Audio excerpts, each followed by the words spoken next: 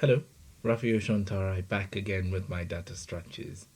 Today we're going to be talking about lists, both linked lists and double linked lists.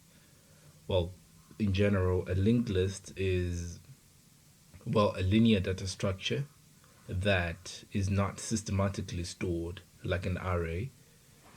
Rather, these are contagiously stored in memory where each point of the list is considered a node. Now the node points to the next node in a linked list, right? And then we have another variant of it, which is called a double linked list.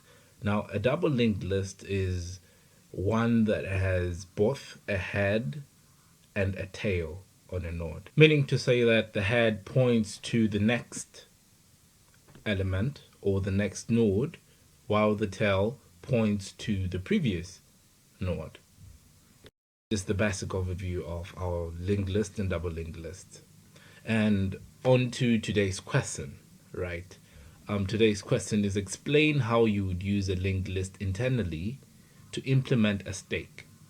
Make sure to explain the way you would use the linked list and the time complexity associated with each of the following operations, right? Now we're going to apply our linked list to a stake, right? And the stake, as we remember, this is the last in, first out, right?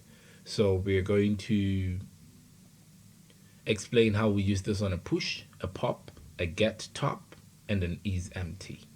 Firstly, we're going to talk about how we're going to push a value into a stake using our linked list, right?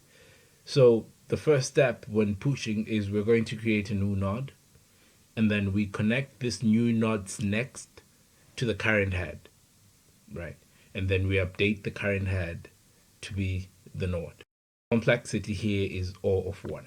How are we going to execute a pop, right?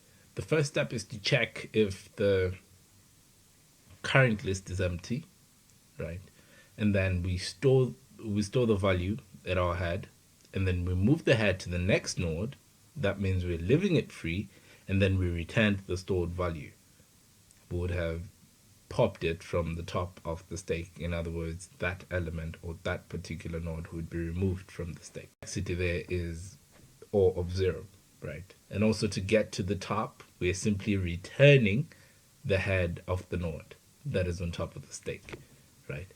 And then isEmpty, our complexity is also still at 0 of 1, and we'll simply just check if the head of that particular list is now.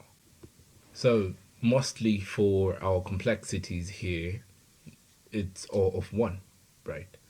And continuing, we're going to look at how we would apply our lists, our linked list on queues, right? Now, how would we enqueue a node, right? Initially, we create the node first, and then we set the tail dot next to the new node, right? In other words, we're initializing the tail to the new node, right? And then we update the tail to point to the new node. Would have added an item at the back of the queue, right? And thus making it our tail. Now, how would we dequeue our queue, right? By dequeuing, we're talking about removing a node, right? We simply check if the queue is empty, store the value at the head, move the head to the next node. If the queue becomes empty, we also set tail to now. And that way we would have dequeued. And the complexity here is O of 1, right? And then how do we size our queue, right? Normally we'd use our dot length, which makes it easier. But if we're using our linked list, we'd simply transverse the list and count the nodes. How would we also check if our queue is empty? We'd simply check if the head is now, right? Well, thank you so much. That was it on our data structures. Happy coding.